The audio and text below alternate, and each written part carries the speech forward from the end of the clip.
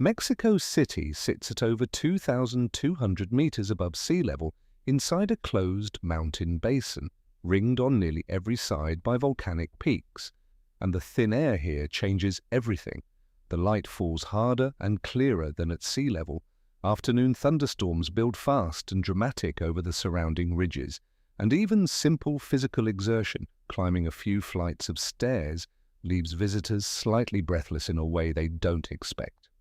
What makes this basin genuinely strange, though, is what lies beneath the pavement.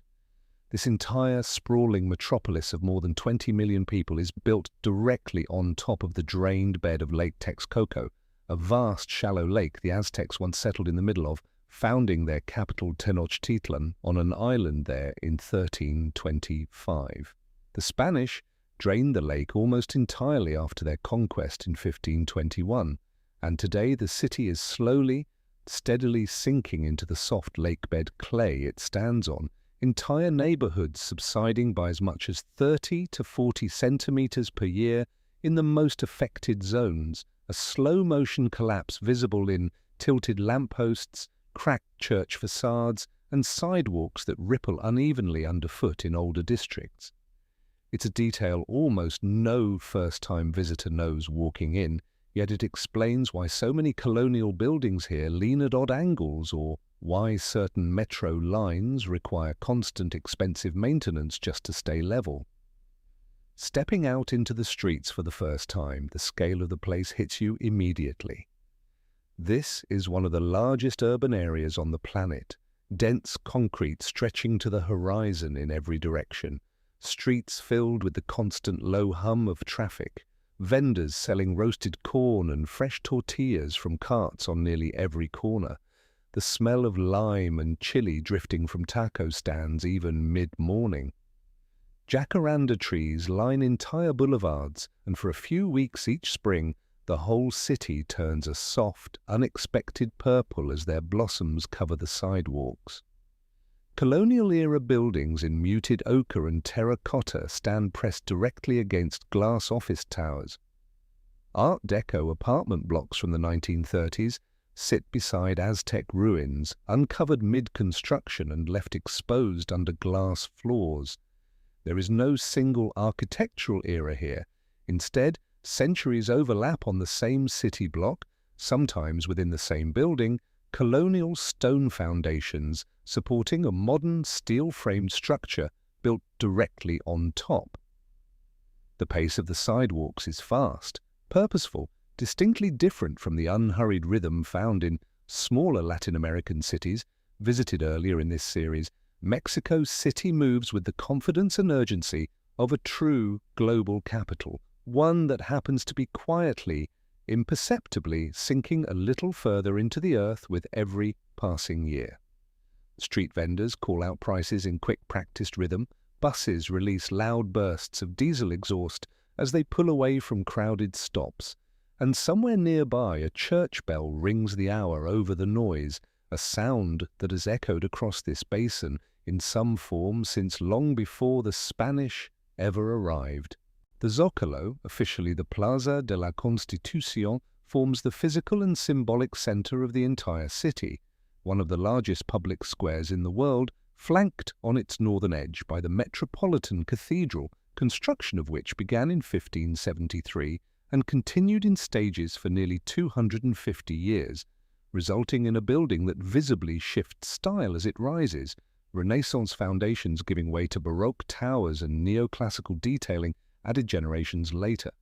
The cathedral itself sits directly on the ruins of the Aztec sacred precinct, and just steps away behind the cathedral's eastern flank, the Templo Mayor ruins lie excavated and open to the sky, a discovery made almost entirely by accident in 1978 when electrical workers digging a trench struck a massive carved stone disc depicting the dismembered Aztec moon goddess Coyoacán. That accidental find triggered a full excavation, revealing the base of the twin pyramid that once stood at the exact religious center of Tenochtitlan, dedicated simultaneously to Huitzilopochtli, god of war, and Tlaloc, god of rain, a pairing that captured the Aztec worldview in a single structure, war and agriculture, conquest and survival, standing side by side. Far fewer visitors know that a second, smaller Aztec pyramid survives just a few blocks away in an entirely unexpected location, directly inside the Pino Suarez metro station, one stop south of the Zócalo. When construction crews building the subway line in the late 1960s struck the remains of a temple dedicated to a Hecatl, the Aztec wind god, engineers made the unusual decision to redesign the station around it rather than remove it, and today thousands of commuters pass directly alongside a genuine pre-Hispanic pyramid every single day, its circular stone base sitting quietly in an open-air courtyard between the ticket gates and the platform, largely ignored by locals rushing to catch their train and almost entirely unknown to visitors who never venture underground. This same instinct, building new layers directly over old ones rather than erasing them, defines colonial architecture across the historic center. The Palacio Nacional, stretching along the Zócalo's eastern side, occupies the site of Moctezuma's former palace, and today houses murals by Diego Rivera that trace the entire sweep of Mexican history across its grand central staircase, painted between 1929 and 1935. Nearby, the Casa de los Azulejos, a colonial mansion completely covered in blue and white Talavera tiles, imported partly from Puebla, stands as one of the city's most photographed facades, its interior now home to a restaurant where diners eat beneath an original Baroque courtyard ceiling.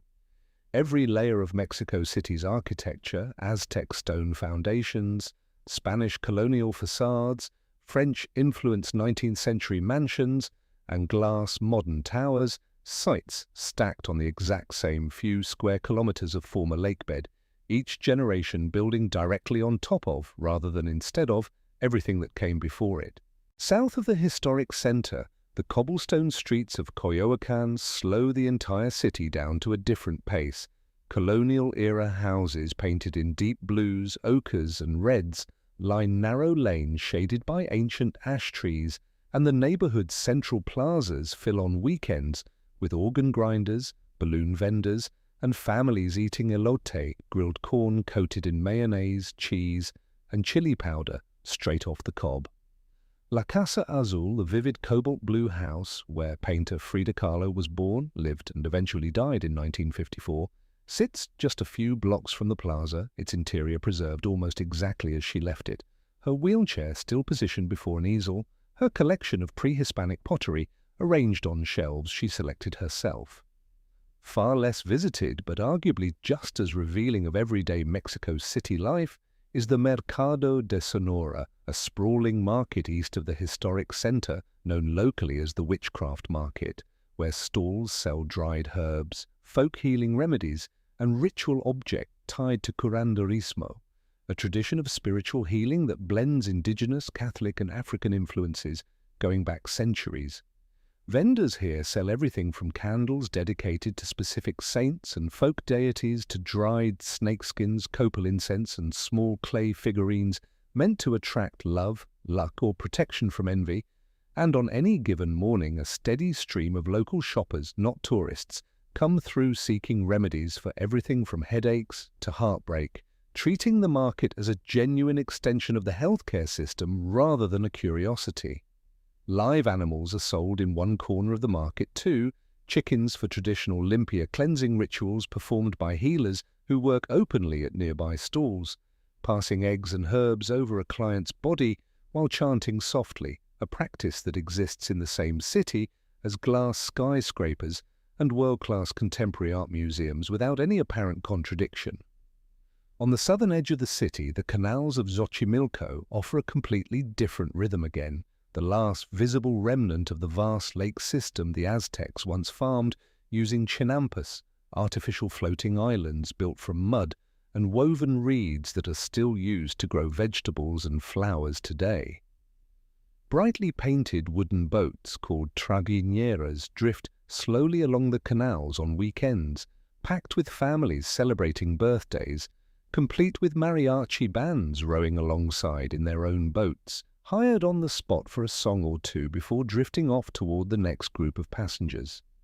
Between the witchcraft market's quiet rituals, Coyoacán's shaded colonial plazas, and Xochimilco's floating gardens, Mexico City reveals a version of itself that has very little to do with its skyscrapers or traffic, an older, more intimate city still operating according to rhythms that predate the concrete entirely. Paseo de la Reforma cuts a wide, diagonal boulevard straight through the modern heart of the city, modeled deliberately on the great avenues of Paris when it was laid out in the 1860s under Emperor Maximilian, and today it carries an entirely different energy than the historic center. Glass office towers rising alongside grand traffic circles, each one marked by a monument, the golden angel of independence catching the afternoon sun above a rotating stream of traffic, its wings spread wide atop a column celebrating the war that ended Spanish rule in 1821.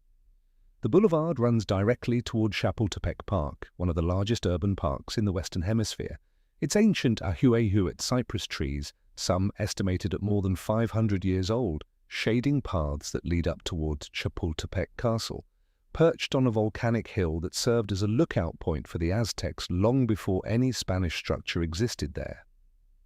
This castle holds a peculiar distinction. It remains the only royal castle in North America that ever actually housed a reigning sovereign, briefly serving as the residence of Emperor Maximilian and Empress Carlota during their short and ultimately doomed rule in the 1860s, before later becoming the official residence of Mexican presidents and eventually a museum.